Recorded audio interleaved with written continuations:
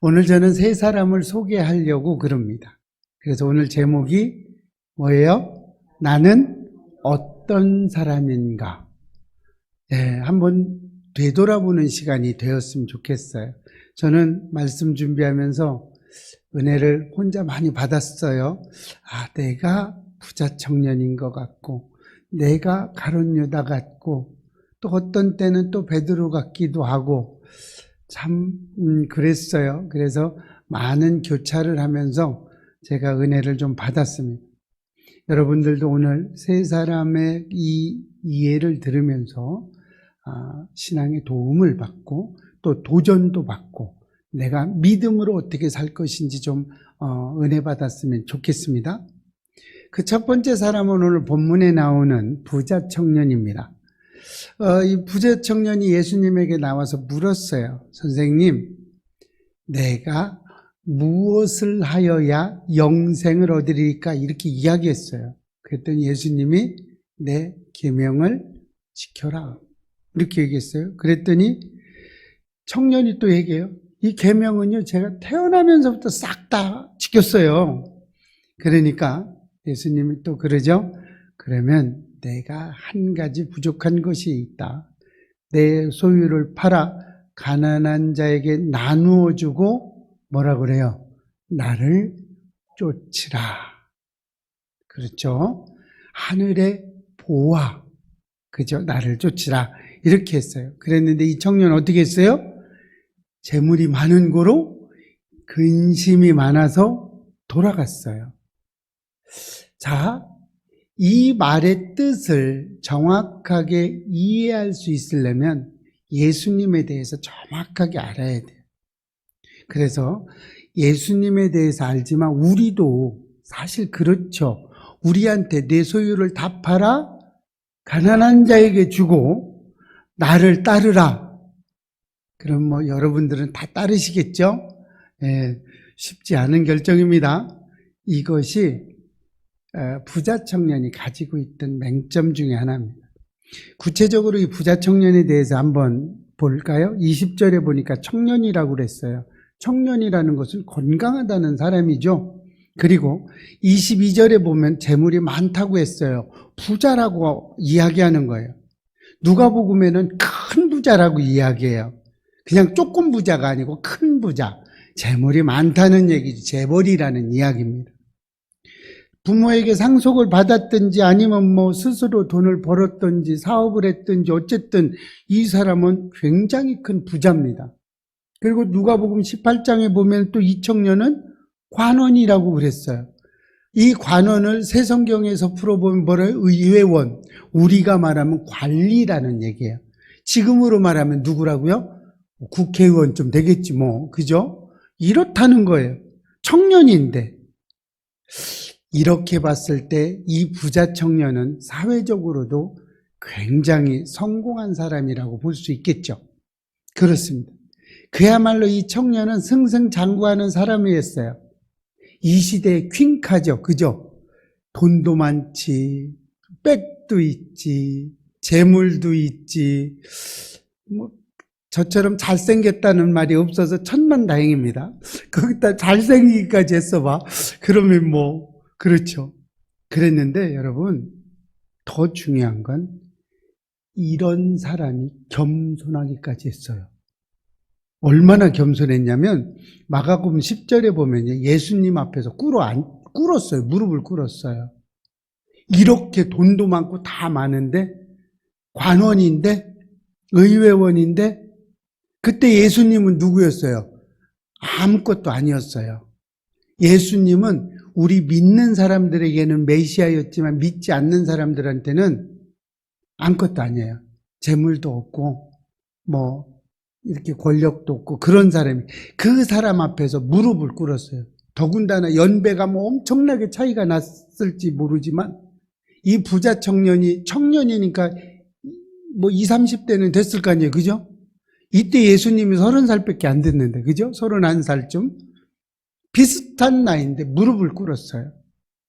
이렇게 겸손할 수까지 있어요. 진짜 킹카 중에 킹카죠. 세상에 제일 힘든 것이 뭔지 아세요, 여러분? 겸손한 거예요. 겸손한 것은요, 그냥 되지 않아요. 그 사람의 인품이나 모든 것이 있을 때 겸손함이 나옵니다. 사람들은 겸손한 사람을 좋아해요. 교만한 사람을 싫어합니다. 다 그래요. 그런데 자신은 겸손하지 않습니다. 그렇죠? 또 내 자신이 겸손하다고 하면서도 교만할 때가 참 많습니다. 여러분, 그렇죠? 어느 순간에 내가 좀 교만한 그런 일들이 있어요. 이렇게 겸손은 참 힘듭니다. 그런데 이 부작청년은 겸손까지 했어요. 이렇게 했으면 좀 우리가 생각할 때 좀 행복해야 되지 않겠어요? 참 행복하게 잘 살아가야 되는데 이 만족이 없어요. 이 부자 청년한테는 만족함이 하나가 없었어요. 우리가 생각하진 이런 문제가 아니에요. 이 부자 청년은 다 가지고 물질적인 세상적인 건 다 누리고 있었지만 영생에 대한 목마름이 있었습니다. 러시아의 대문호인 톨스토이는 청년 시절에 출세를 했죠. 지금 부자 청년하고 비슷하죠. 톨스토이 여러분 다 아시죠? 부모로부터 많은 유산을 상속받았어요. 그리고 또 사업도 잘했어요. 톨스토이는. 그래서 돈도 많이 벌었어요. 거기다가 톨스토이는 작가예요. 글을 참 잘 씁니다. 그래서 또 더군다나 아내도 또 훌륭한 아내를 뒀고 자식들도 참 훌륭한 자식들을 두었어요. 여러분들이 톨스토이 책을 한두 번씩은 다 접해봤을 겁니다. 그 책들 다 보면 엄청나죠. 그랬는데도 이 톨스토이는 한 가지 어떤 의문점에 다다르게 돼요. 뭐냐면 그렇게 물질적이나 이런 것은 다 가지고 있는데 그럼 내가 어쩌란 말이냐 이거죠. 여기에 봉착하게 됩니다. 결국 문제가 되기 시작했어요. 고민이 되기 시작해서 이 부자 청년하고 비슷한 이런 톨스토이도 가지고 있었어요. 영원한 삶에 대해서 고민하기 시작했습니다. 영생의 문제로 고민하기 시작했어요. 이러다가 톨스토이는 이러한 고민이 예수님을 만날 때까지 이어졌어요. 그리고 나서 예수님을 만나고 난 다음에 진짜로 참 만족을 느끼게 됐습니다. 그 후로 예수님을 만난 이후로 톨스토이는 행복한 작가로서의 글을 쓰기 시작을 합니다. 여러분들 잘 아는 사람은 무엇으로 사는가, 그죠? 톨스토이 작품이죠. 유명하죠. 전쟁과 평화. 그렇죠? 여러분들 다 읽어보신 눈치고, 그렇죠? 사랑은 얼마만큼의 땅에 필요한가? 사람은 얼마만큼의 땅이 필요한가라는 그런 책이 있습니다. 가장 유명한 책이 톨스토이가 71살에 썼던 부활이라는 책입니다. 톨스토이의 이 기독교적인 사상이 가장 두드러지게 나타났던 베스트셀러입니다. 이런 훌륭한 글들을 쓰게 됐어요. 누굴 만나고부터? 예수를 만나고부터. 여러분들의 삶이 예수를 만나고부터 바뀌기를 소망합니다. 예수를 만나고부터 여러분들의 마음 가운데 참 행복과 기쁨이 있기를 원합니다. 오늘 부자 청년은 참된 행복을 찾아서 예수님한테 왔어요. 고민을 해결하기 위해서 예수님한테 왔어요. 영생의 문제를 안고 예수님을 찾아왔어요. 선생님이여, 내가 무슨 선한 일을 행해야 영생을 얻으리까? 이렇게 이야기해요. 이 부자 청년은 선하게 살기 위해서 부단히 노력해 왔어요. 20절에 보면 그렇게 나와 있죠. 우리 20절 다시 한번 읽어볼까요? 시작. 그 청년이 이르되 이 모든 것을 내가 지켰사온데 아직도 무엇이 부족하니까? 이런 것들을 어려서부터 다 지켰다고 이야기하고 있어요. 선한 삶을 살기 위해서 스스로 자부한 거예요. 나는 선한 삶을 살아왔습니다. 그런데 예수님 뭐라 그래요? 하지만 아직도 영생을 얻지는 못한 거죠. 그죠? 그랬어요. 그래서 이 부자 청년은 아직도 영생에 대해서 이야기를 하고 있는 거예요. 참 쉼에 대해서 모르고 있는. 그럴 때 예수님이 그러죠. 너에게 한 가지 부족한 것이 있다라고 이야기합니다. 그랬는데 이 부자 청년은요, 영생이라는 단어에서 그렇게 생각한 게 아니에요. 선한, 부자 청년이 예수님한테 와서 뭐라고 얘기해요? 선한 선생님이라고 이야기하고 있어요. 그죠? 영생을 얻는데 이 부자 청년은 어떤 믿음이나 이런 걸 가지고 있는 게 아니고 내가 어떤 특별한 선한 일을 해야 영생을 얻는 줄로 생각을 했어요. 이렇게 생각을 하니까 이 청년은 뭐라고 그래요? 선한 행위라고 생각을 했어요. 그래서 무슨 선한 일을 해야 내가 영생을 얻어요? 이렇게 질문을 하는 거예요. 우리가 그렇죠. 어떤 착한 일, 특별한 선한 일, 내가 특별하게 누구한테 구제를 하면 내가 하나님 앞에 잘했나요? 잘했다고 생각을 해요. 영생을 얻었다고 생각해요. 나는 죄가 없다라고 생각을 합니다. 그런데 여러분 잘 생각해 보십시오. 착하게 살아야 우리가 천국에 간다고 생각하는 사람들이 너무나 많아요. 내가 딴 사람한테 나쁜 짓 안 하면 천국에 갈 수 있다라고 생각하는 사람이 너무나 많아요. 이렇게 선하다는 거는요, 상대적인 결과입니다. 상대적인 선이라는 거예요. 남과 비교해서 선하다는 얘기죠. 아무개가 착하다라고 이야기하는 것은요, 다른 사람하고 비교했을 때 착하다는 이야기죠. 착하게 살았어요 라고 이야기하는 건 어떤 다른 사람보다 내가 착하게 살았다는 거죠. 이렇게 착하다, 선한 일을 했다라는 이야기는 어떤 다른 사람보다 이렇게 상대적으로 내가 착하다, 선하다, 내가 착한 일 많이 했다, 내가 구제를 했다, 이런 겁니다. 이런 뜻이지, 그죠? 죄를 짓지 않았다는 이야기는 아니라는 거예요. 영생은 죄에 대해서 이야기하고 있어요. 그래서 이 죄, 그렇죠. 우리가 태어났을 때 원죄가 또 있었죠. 이런 죄에서 해방이 안 됐다는 거예요. 이런 것을 이야기하고 있는 거예요. 선하다, 착하다, 좋은 일 했다, 이런 거는 다 상대적인 거고 물질적인 거고 영생과는 상관이 없는 거예요. 영생은 죄와 상관이 있습니다. 종교개혁자 마틴 루터도 한때 선한 일을 가지고 오늘 부자 청년과 똑같은 고민에 쌓였죠. 톨스토이와 똑같은 고민에 쌓였습니다. 아무리 해도요, 아무리 노력해도 루터는 이 영생에 대해서 알 수가 없었어요. 아무리 선한 고행을 했어도 이 문제를 해결하지 못했어요. 고민이 쌓여졌어요. 수없이 금식을 하고요, 수없이 고행을 했지만 영생에 대해서 알지를 못했습니다. 너무나 힘들었어요.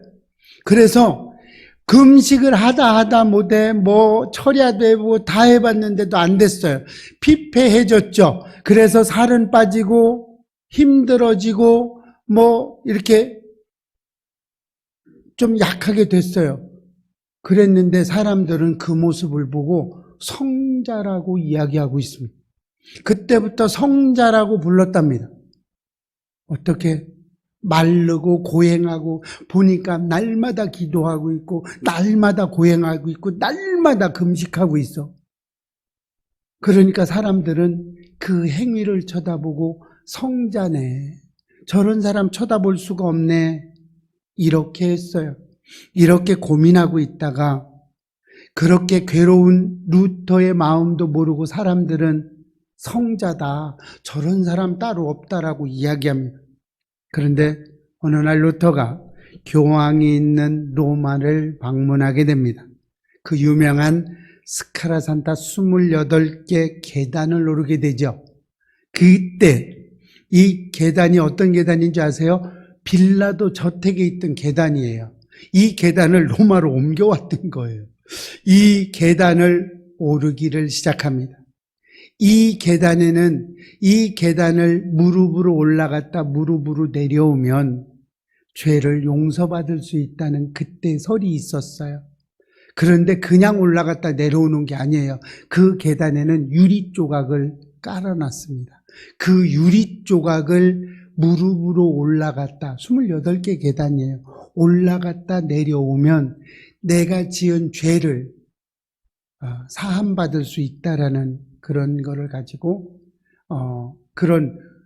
우리도 그런 거 있죠. 여기 올라갔다 오면 뭐 아들을 낳을 수 있어. 그래서 뭐 어디 보면 뭘 만지면 복을 받을 수 있어. 그럼 거기가 뭐 달아 없어질 정도로 만지죠. 그런 어떤 것이 있어요. 죄 사함이 있다는 거죠. 그래서 이날도 루터는 자기의 그 영생의 고민을 하기 위해서 그 계단을 무릎으로 올라갑니다. 유리 조각이 무릎에 박혀 피가 흐르고 힘이 들죠. 이렇게 올라가고 있었어요. 고통은 이루 말할 수가 없었겠죠. 이렇게 올라가다가 그 괴로움으로 올라가다가 루터의 머릿속을 성광처럼 지나갔던 성경 구절이 하나 있습니다. 그 유명하죠. 루터가 고행했던 로마서 1장 17절 말씀입니다. 같이 읽어보겠습니다. 시작.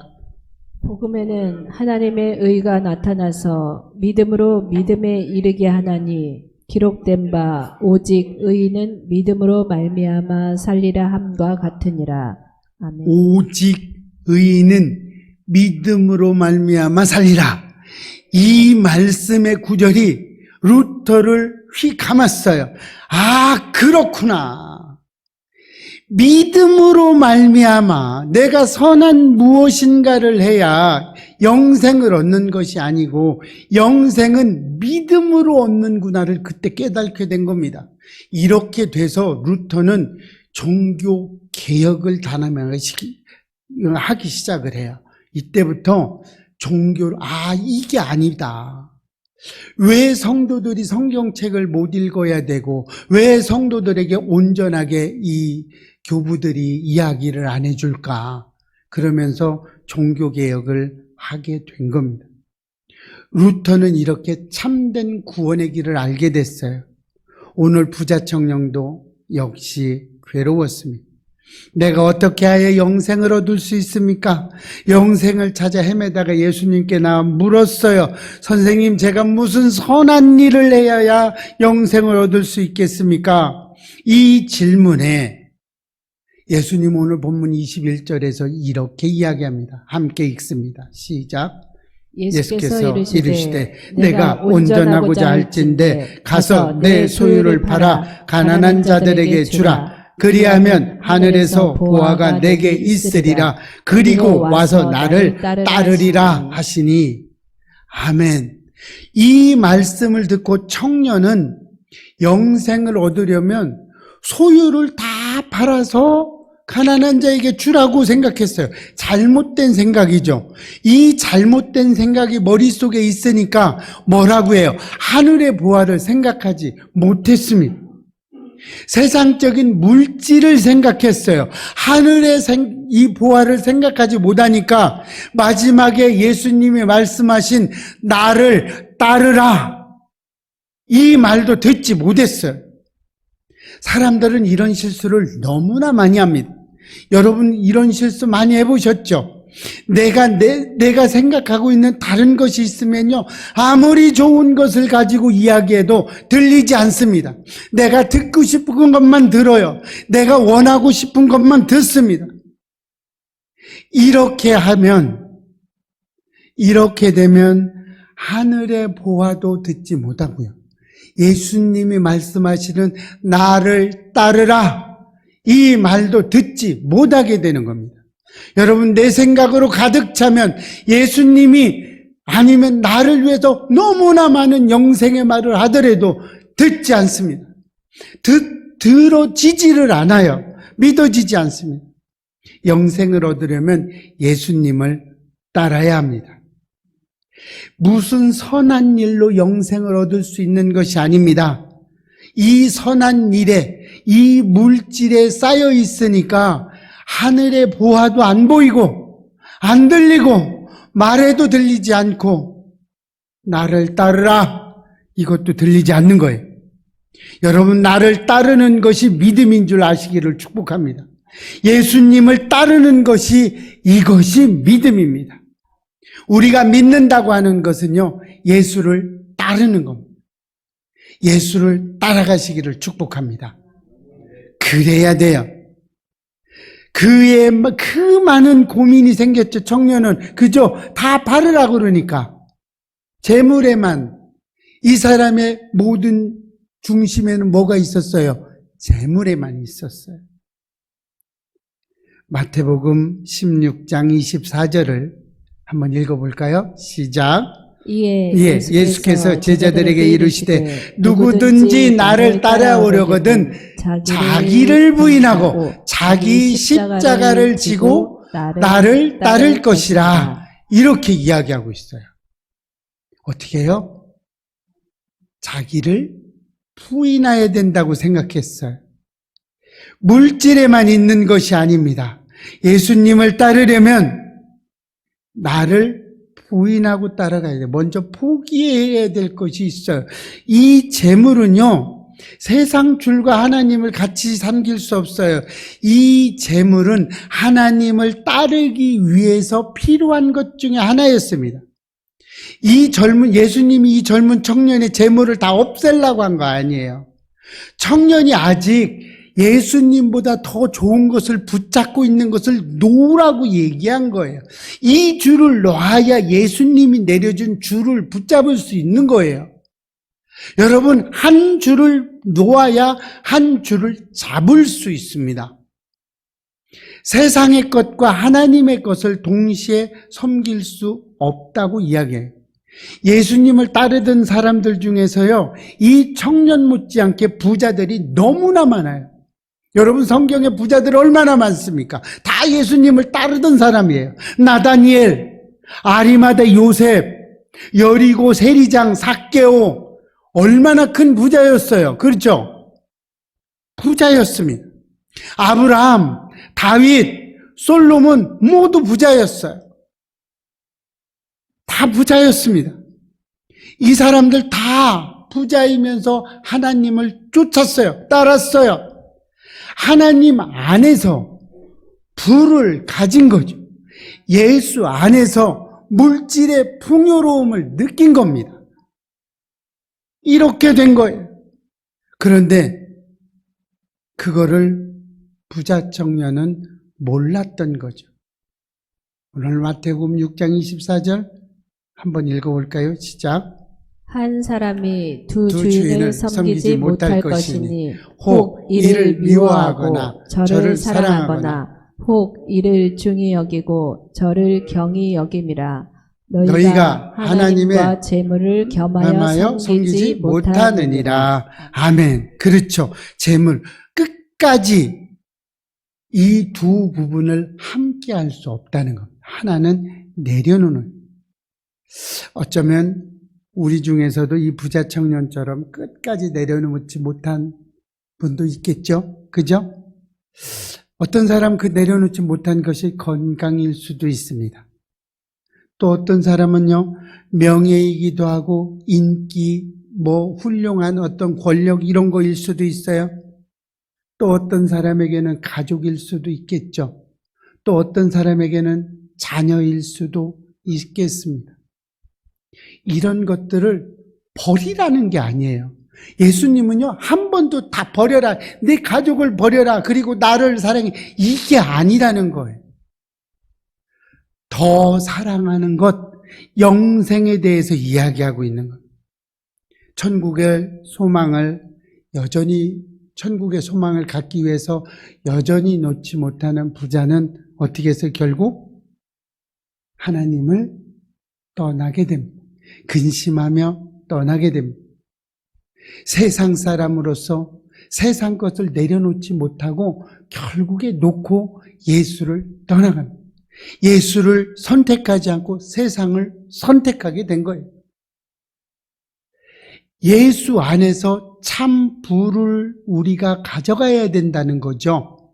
예수 안에서 우리 아이가 있어야 된다는 거죠. 예수 안에서 물질이 있어야 된다는 거죠. 예수 안에서 내 건강이 있어야 된다는 겁니다. 아무리 건강하고 돈이 많고 뭐가 있고 물질이 많아도 예수를 잃어버리면 우리는 지옥으로 가게 됩니다. 그래서 우리는 영생을 위해서 가야 된다는 이야기를 하고 있습니다. 자, 오늘 두 번째 사람은 가룟 유다입니다. 가룟 유다는 12 제자 중에 한 사람이었어요. 똑똑한 사람입니다. 왜 그러냐면 제자 중에 세리의 직업을 가지고, 세리가 뭐예요? 세무 관련된 거죠. 이런 마태가 있음에도 불구하고 가룟 유다가 12 제자의 회계 업무를 맡았어요. 머리가 좋은 사람이라는 이야기도 되죠. 출중하다는 이야기입니다. 그러나 결국 가룟 유다는 예수님을 은 30에 팔아버립니다. 여러분, 가룟 유다를 생각할 때마다 여러분도 비난하죠? 그죠? 그렇죠. 가룟 유다. 성경에도 차라리 태어나지 않았으면 내게 좋았을 거라고도 얘기합니다. 그러면 가룟 유다는 대체 어떤 사람일까요? 그는 예수님의 제자가 되기 전에 열성 당원 중에 한 사람이었습니다. 유대민족의 독립을 위해서 무력을 써서라도 로마의 압제로부터 벗어나기 위한 독립운동가였어요. 예수님이 오시기를 너무나 바랬습니다. 그러던 어느 날 우리가 인간으로 살 수 없는 능력을 행하시며 이 기적을 일으키시는 예수님을 보고 반했어요. 이런 사람이면 유대민족을 해방시킬 수 있겠구나. 이런 사람이면 유대를 독립을 시킬 수 있겠구나. 그래, 내가 메시아로 따라가자. 이렇게 따랐던 사람입니다. 근데 아무리 기다려도 예수님은 가룟 유다가 생각한 대로 다 쳐부수고 다 이기고 만세를 불러야 되는데 안 그러네. 이거 맨날 도망다니고 맨날 얻어터지고 맨날 욕먹고 예수가 이러네? 내가 믿는 메시아는 얼른 세상을 뒤엎어서 기적으로 막 다 쓸어버리고 세상을 뒤엎고 독립을 해야 되는데 이랬어요. 이런 구원자가 될 수 없다. 가만히 3년 동안 지키고 보니까 이게 아니네, 이게. 이 사람이 그게 아니네. 구원은 물 건너 간 것 같아. 에라, 돈이라도 벌자. 그래서 팔게 된 거예요. 이렇게 된 겁니다. 내 방법, 내 생각대로 예수를 갖다 끌어다 붙이죠. 그런데 우리도 그럴 때 많죠. 우리도 가룟 유다의 시선으로 하나님을 믿을 때 많죠. 내가 원하는 대로 되면 할렐루야. 이거 하나님이 나를 도와주셨어. 근데 내 생각대로 안 되면 도대체 살아계신 겁니까? 하나님 계세요? 이렇게 내 뜻대로 되면 할렐루야지만 내 뜻대로 안 되면 도대체 가룟 유다처럼 은 30에 팔으려고, 그죠? 어떻게든 예수 갖다 팔아서 내한테 좀 도움이 되기를. 우리 예배교회 성도님들은 예수님을 팔지 않으시기를 축복합니다. 인터넷으로 들으시는 분들도 팔지 마세요. 팔면 안 돼요. 예수를 팔 생각하지 마세요. 예수를 내 머릿속에 두고요, 내 생각대로 너는 해줘야 돼, 이렇게 하는 예수가 아닙니다. 어제 금요기도회 때도 말씀드리지만 내 생각대로 안 되면 감사하시기를 축복합니다. 내 생각대로 안 되면 하나님이 개입하신 거예요. 그러니까 감사하셔야 됩니다. 제가 그래서 요즘 감사를 너무 많이 해요. 세 번째 사람은 베드로예요. 베드로는 12 제자 중에서 가장 신임받은 수제자 중 한 사람이죠. 그런데 베드로는 주님을 따르기 위해서 주님이 나를 따르라 했을 때 과감하게 모든 걸 버리고 따랐던 게 베드로예요. 그죠? 얼마나 훌륭합니까? 여러분, 나를 따르라 그러면 여러분 모든 걸 버리고 예수님 따를 수 있겠어요? 훌륭하죠? 이런 사람입니다. 다른 사람이 다 줄을 버릴지라도 나는 절대 줄을 버리지 않습니다. 이렇게 고백했고 호언장담했던 사람이에요. 그랬는데 나는 주님을 모른다고 3번이나 부인했던 사람이죠. 또 그죠? 그리고 어린아이 앞에서 예수를 저주까지 했던 사람이에요. 난 몰라 하면서 막 저주했던 사람이에요. 베드로는요, 가룟 유다처럼 예수를 배반했어요. 그죠? 그랬는데 주님으로부터 가룟 유다는 떨어져 나갔지만 예수는 떨어져 나가지 않았어요. 어떻게든 붙어가지고 어떻게 했어요? 하나님 앞에 쓰임받는 사람이 됐습니다. 그렇다면 베드로에 대해서 또 좀 캐볼까요? 어떤 사람인지? 베드로는 주님을 나의 주다라고, 나의 구원자라고 고백하고 달려갔지만 결국에 배반할 수밖에 없는 나약한 사람 중에 한 사람입니다. 그러나 쓰러지고 넘어졌고 탄식하며 울 때, 그때 닭 울음소리를 듣고 주님 전으로 달려갔던 사람입니다. 베드로는 진실로 하나님 앞에 온전하게, 완벽하게, 퍼펙트하게 3번을 거절했다는 건, 부인을 주인했다는 건요, 완벽한 거절이라는 거예요. 퍼펙트하게 실패한 사람이죠. 그죠? 완벽하게 실패한 사람인데도 그 약점을 이기고 닭 울음소리를 듣고 주님 앞에 나가서 통곡하며 울었던 사람입니다. 여러분, 어쩌면 우리가 베드로와 같은 사람이 아닐지 한번 생각해 보십시오. 우리가 예수를 믿는다고 모든 것을 내어 맡기지만 우리는 철저하게 예수를 부인했던 사람 중에 한 사람입니다. 그러면서도 이렇게 어떻게든 예수님을 끌어안고 예수님 전으로 나온 우리들은 어떻게든 예수님한테 쓰임 받으려고 그렇게 우리가 저주를 했으면서도, 부인을 했으면서도, 완벽하게 실수했으면서도 예수님을 버리지 않고 예수님께 매달려서 어떻게든 쓰임 받고 나오는 거죠. 예수님은 이렇게 온 우리들에게 이렇게 합니다. 나는 너를 안다. 내 허물도 알아. 너 약한 것도 내가 알아. 너의 약점도 알아. 내가 나 배반했던 것도 알아. 내가 나 팔아먹은 것도 알아. 다 알아. 그런데 우리는, 하나님은, 예수님은 우리에게 닭 울음소리를 듣게 해주시는 거예요. 우리는 이 닭 울음소리를 듣고 나약한 우리의 마음을 이끌고 그 소리에 반응해서 예수께 나온 줄로 믿습니다. 여러분, 어떤 시선으로 예수를 바라보는가는 매우 중요합니다.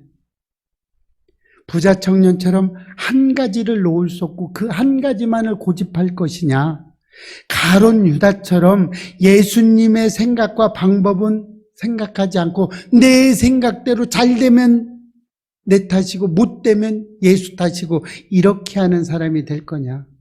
아니면 베드로처럼 날마다 쓰러지고 넘어지고 날마다 허우적거리고 예수를 팔고 부인하지만 어떻게든 닭 울음소리를 들어가면서 이끌고 지치고 힘든 몸을 이끌고 나와서 예수를 이렇게 붙어 있을 거냐는 거죠. 여러분은 어떤 사람입니까?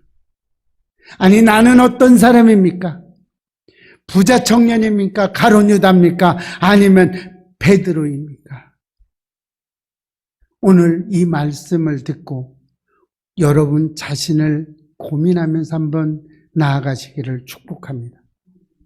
나의 정체성, 나의 아이덴티티 정확하게 확립하셔서 온전하게 주님을 따르는 우리 예배교회 성도가 되시기를 주의 이름으로 축복합니다.